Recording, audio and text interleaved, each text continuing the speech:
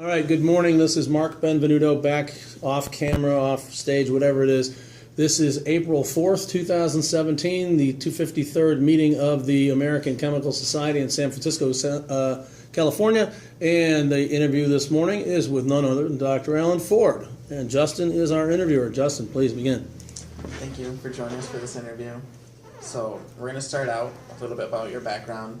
So where did you attend college for undergraduate and graduate studies? Okay, trying to be brief. I started college in the Marine Corps and at Santa Ana Junior College, California. After getting out of the Marine Corps, I went a while and studied political science. I'm sure many people think I stayed in political science, but nonetheless, I quit school then and got married, and then started at Iowa State University in 1962 and went the year around until 1972. Took my undergraduate work at Iowa State and took my doctorate at Kansas State. I consider myself more of a medicinal chemist, but I'm a medicinal analytical chemist for the most part. I only actually worked in a laboratory 4 years, so after that I was a boss. So it's problematic to call myself anything, I guess. But I try to stick with medicinal chemistry. Food and Drug Administration paid for most of my way through college, through graduate school, pardon me. When and where would you say that you started your career? Oh, gosh. I would say that my life really, I came from a poor, divorced home, so my life probably started when I joined the Marine Corps in 1956, right out of high school. I went to an industrial high school, and the Marine Corps probably was my first. Most people go to college and they're away from home, and they're taken care of very well. I joined the Marine Corps and thought my mother was too strict. Found out they'll beat the crap out of you if you don't conform to their wishes. So it was both a lesson and I learned to handle things. So I think that my life started going to the Marine Corps. My professional life started at Monsanto Company in 1972. I was doing probably diffusion work for the most part, dyeing, worked with polymers and things of that nature. I worked 4 years in the laboratory. I had 3 technicians who worked for me and did the work. Like a lot of young PhDs coming out of college, I thought I'd work in a laboratory. No, I worked at a desk with a pencil and a calculator and planned experiments trying to keep 3 technicians busy. And then I became a group leader, and right after that a senior group leader. I had 18 people. We did a variety of things. Probably the major project we had was working on a disease called hypersensitivity pneumonitis, which is an allergic disease. I was at that job for 4 years. Then I went to, I should have pointed out, I started in Pensacola at Monsanto's Research Center there. And in 1980, I moved to St. Louis as a manager. I worked a very short time developing technology for getting out of deep wells. But I think that the company was probably looking at me and trying to decide whether or not they really wanted me to do more things. But after a very short period of time, they gave me responsibility for what became known as the Agent Orange litigation. The Agent Orange litigation at that time was the largest industrial litigation in history. It was a political litigation because it came out of the Vietnamese War. And the opposition sued us for $4.212 billion, which for a big company, that is enough money to get the board of directors involved in it, and they did not want to lose. So I worked on that till 1985. We won the lawsuit, and I took over the Environmental Sciences Center, which was composed of a laboratory that was just coming out of Dayton. We were closing down our Dayton facility and facilities several places in St. Louis. We consolidated them. Later we had a small facility near Brussels, Belgium, a place called Lavon-Lano. And we also had 4 Simitrator mobile laboratories which ran around the country doing things. I retired as director of the Environmental Sciences Center in 1993. Went to work for the Texas University System as director of the Gulf Coast Research Center, which had a number of names, and retired from that 4.5 years, almost 5 years later. I haven't worked a day since. All I do is American Chemical Society stuff. That's great. Okay, then, what made you decide that you were interested in chemistry or science, and what was your next move after you made that realization? Oh, gosh. I hate to disappoint you, but I was young and naive, and I didn't have a lot of people around me knew much about this educational business, particularly about big universities. So I moved to Iowa State University thinking that, like the junior college, I could go down and sign up and go to classes. Well, I didn't realize I had to be admitted. Nobody told me that. So I had gotten an A in chemistry and in junior college, and I found out that in order to get into Iowa State, it was going to take somebody high level to kind of help me get in, and that was a dean or above. And at that time, you didn't have provosts and vice presidents and things. Deans reported to the president. So I found out the dean of arts and science was a chemist and a professor in the chemistry department. So I went over and sat in line in front of this guy's office for probably an hour. I got in and said, boy, have I got to be a chemist. He said, boy, he said, you know, you got an A in chemistry, we need you in the chemistry department. He signed my form and I got in. It was probably one of the stupidest things I've ever done, but it worked. That's great. So, but that's how I got started in chemistry. I thought I'd get into chemical engineering. When I was an undergraduate, I tried being a dual major in chemistry and chemical engineering. Maintained that until I was a senior and decided to go to graduate school. And I'm a member of AICAG, so I keep kind of a dual response, professional response there. And then, why did you choose to join the environmental division when you did? Okay, probably because I was managing the Agent Orange litigation for Monsanto. But actually I got involved in the environmental division a good deal before that. And that was probably when I moved from Pensacola to St. Louis and started trying to put together technology to get the company out of deep wells.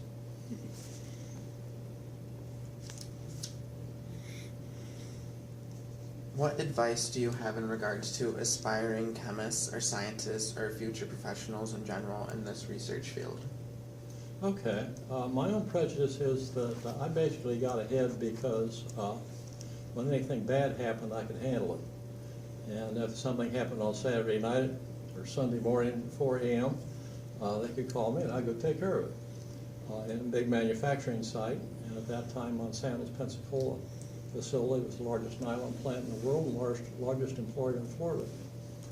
So things happened, and I probably got through the first few levels of management because I'd take care of things. Now recognize that with a PhD, I got 4 levels of management coming in the door. So I was 4 levels. Big companies rate people on a number system. It's like the GS system within government. Companies are that way. Monsanto, its professional people were levels 30 through 45, I think. And the non-professional grades were below 30 then. My secretary, when I retired, was a level of 27, I think.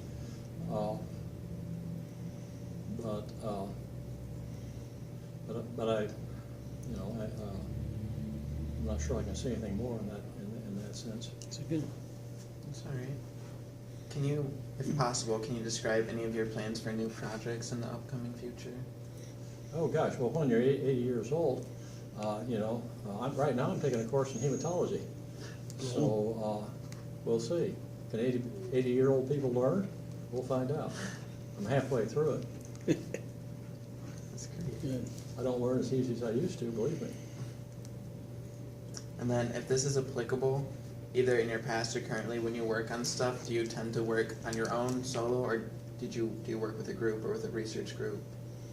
Well, that's interesting in that through my career I've pretty much been alone. The reason for that, when I was early in research, my expertise was kind of unique. I was the first PhD in my organization, and that to a certain extent was an isolating experience because I was a threat to a lot of people. I came in 4 levels of management, which put me above almost everybody in the laboratory, and that was an isolating experience. But when I became a group leader, my boss hadn't the foggiest idea what I did. He was a good person, a very good boss, but his expertise was quite different from mine. So when I started working on hypersensitivity pneumonitis, he didn't know anything about it. He just knew that I did, and that's the way it is. If you learn, I've been fortunate in my career. I've worked for some extremely bad and extremely good managers. My first manager was an extremely bad manager. He told me, 1, the job I had wasn't a PhD's job, and 2, I'd been hired over his objections. So I think our situation kind of deteriorated from there. But nonetheless, I survived this person. But I also worked for one of the great managers of industry, a guy named Tom Gossage, who was head of the chemical company and became CEO of Hooker. And Mr. Gossage taught me, and I didn't know him personally very well. I met him a couple of times, but I really didn't. He wasn't the person I was intimately in contact with. But I understood how he ran an organization. And for example, a person at that level, if a person doesn't perform, they're fired. They'll get out. They'll be sent someplace else, or they'll disappear. And I don't mean that facetiously. But on the other hand, they can be quite benevolent. And but benevolence means a different thing. For example, a high-level manager might believe, as I understood this man did, that a plant manager that lays people off really isn't regulating his staff very well. So plant managers know that, and they know that they've got to level out their manufacturing to diminish the opportunity for laying people off. Now that's a benevolent thing, but this is a tough guy, a really tough guy. But nonetheless, he has a sense of equity that drives him, as well as a sense of responsibility to the company, to stockholders, and so on and so forth. If you're going to manage large groups of people, you learn you have to have this sense of fairness, this understanding with people that when you can take care of them and take care of their interests, you will do so. That you're not immune to their problems. Thank you.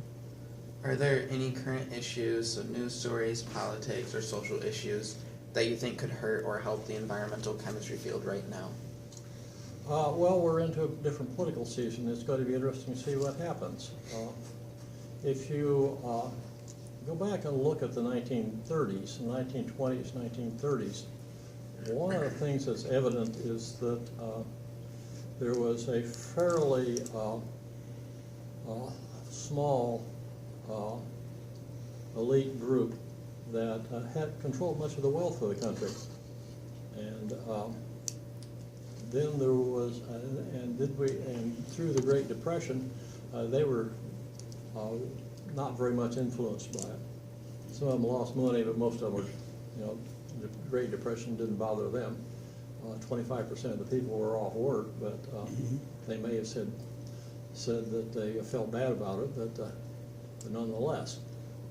We're going through a lot of that now, and that's led to a lot of frustration among people. This is strictly my view. And politically, I'm a neo-libertarian. I don't belong to either of the parties. So, but I think we're going through a time of great frustration among people. Frustration comes out of different directions, and what will happen over the next 5, 6, 7 years, I don't know. And I hope people are better off somehow or other. I do worry that our educational system in this country is not very good and needs to be improved. And it's, we've developed a bureaucracy that somehow or other has control outside of the system. When I was at Iowa State, for example, the professor had us autonomous, and I studied under a guy named Dr. Deal, Harvey Deal, and he was, he was an autocrat, but nonetheless, he was very, very benevolent, and it got me into graduate school. Matter of fact, I would see him to see if I was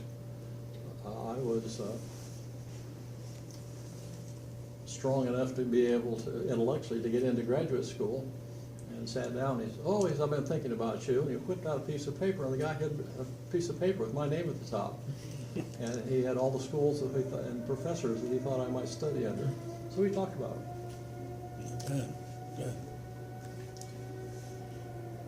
When do you think that green chemistry became important within academia, industry, and the general population?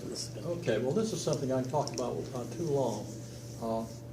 My first contact with it was when Nina McClellan, at some meeting somewhere, and I don't remember where it was, just introduced me to somebody with a director's title at the Environmental Protection Agency. And I'm sure for her it was just a momentary thing. I was chair of the Committee on Environmental Improvements Subcommittee on Pollution Prevention. So she introduced me as that person that left. I talked to this guy for about 5 minutes, and he said they had new programs. I'm not sure he mentioned green chemistry, but he may well have. But he said that somebody within EPA probably contacted him and talked about this new program in EPA. And shortly thereafter, and I'm not sure what the interval was, Dr. Joe Breen, who was a section head at EPA, contacted me. And the gist of that was we put on a symposium on green chemistry with 3 concurrent sessions at a meeting, I believe it was in Washington, D.C. And that was the first green chemistry conference we had.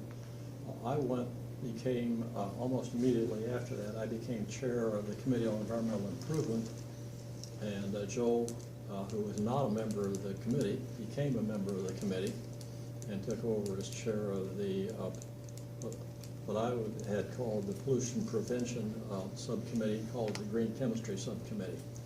So Joe probably was the instigator of bringing green in, but that was his job. It was his job within EPA. He had 2 primary staff members that worked for him. One was Tracy Williamson, and the other was Paul Anastas. Dr. Tracy Williamson and Dr. Paul Anastas. Both are very, very good people.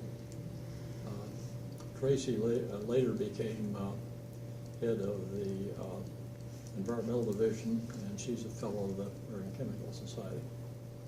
Paul, I believe, is a professor over at Maryland. I'm not sure. I lost contact with him. But the entry of green green chemistry, in my view, was not something that somebody walked in the door and said, "I have this light bulb that came on." It was something that was developed by a number of people, and you have a lot of people on the Committee on Environmental Improvement who've never really gotten credit for all the things they did. And I felt very badly about this at times. Remember, I'm a business manager. I don't go out and do things. I try to find people that have a certain expertise and get them involved. So I can't personally take a lot of credit, but I can take credit for being able to find people. But these ideas probably came from 7 or 8, 9 people. We put together the Green Chemistry Award Program. Ray Grant at ACS staff did much of the legwork on that. We put together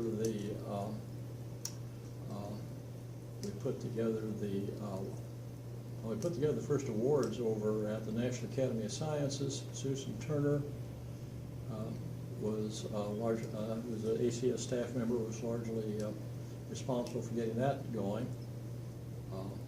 We had the national meeting, which green chemistry meeting, which we have.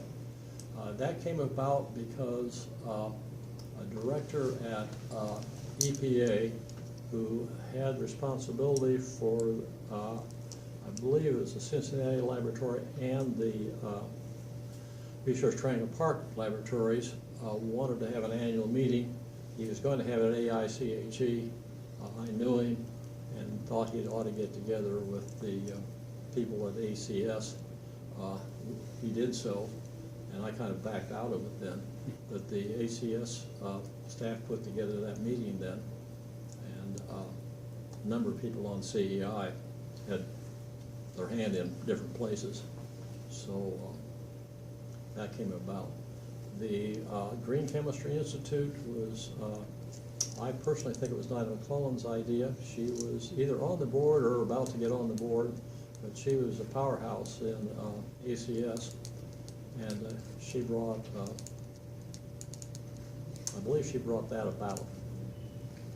The first person that occupied that office was a fellow from, I believe from DuPont.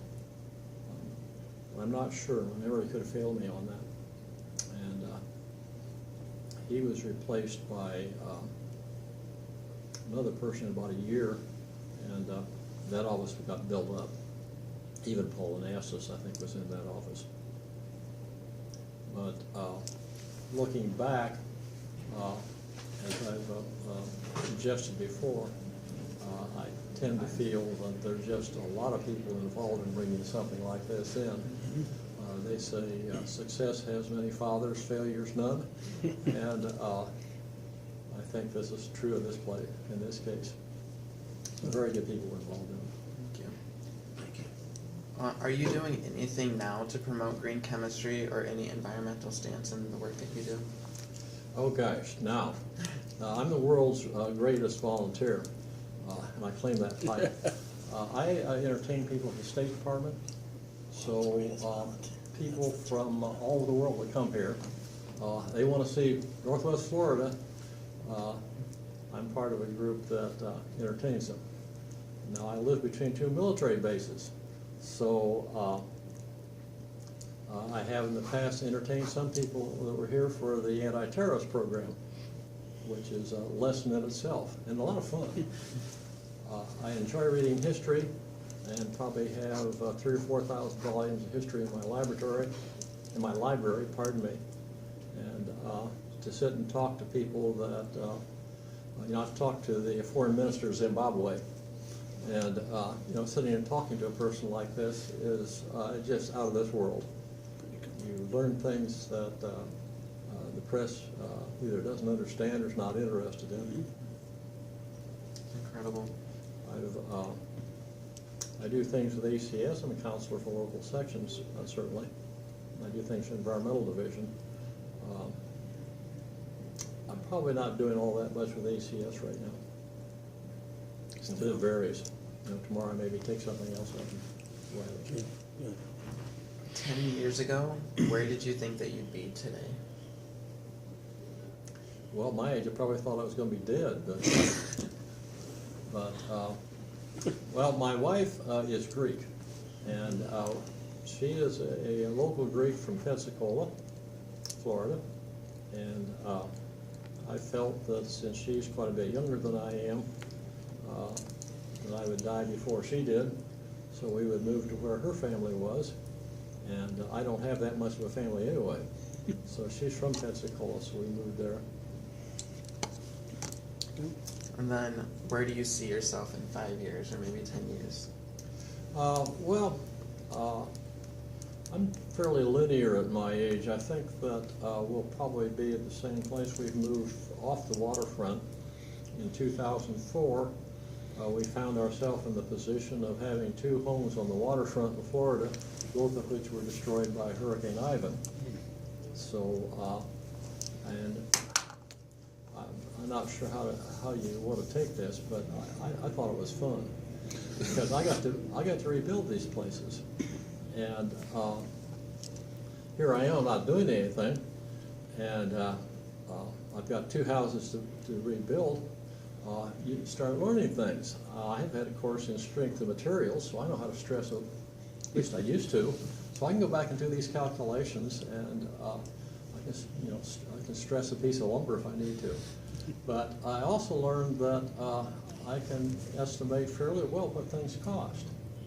So somebody was going to rebuild my dock, and I got one bid for $25,000. I got one for $27,000, and I finally found 2 guys that put it back together and charged me $4,100. And I provided the wood. So after a storm, you have all these problems. Also, after a storm, it was interesting to me that the people that were most helpful to us along the coast were primarily the religious institutions. From all over the country, they come down and show up. The FEMA would pick up stuff from the street. They would not come on your property. Well, the problem is that all your junk's on your property. So when you have big piles of refuse, moving them 100 feet is a major occupation, but the religious people had no feeling about that. They take care of everything. There are a lot of old people. I didn't use them so much because I could pay for help and did so. But there are a lot of old people along the coast that would have had serious problems if it wasn't for the religious institutions. Good point. The Red Cross was there. They did a good job of providing meals, but the big problem was clearing away the refuse. Good point. Well, again, thank you for doing this interview. It's a pleasure getting to speak with you. Good. I enjoyed doing that. And we're cut.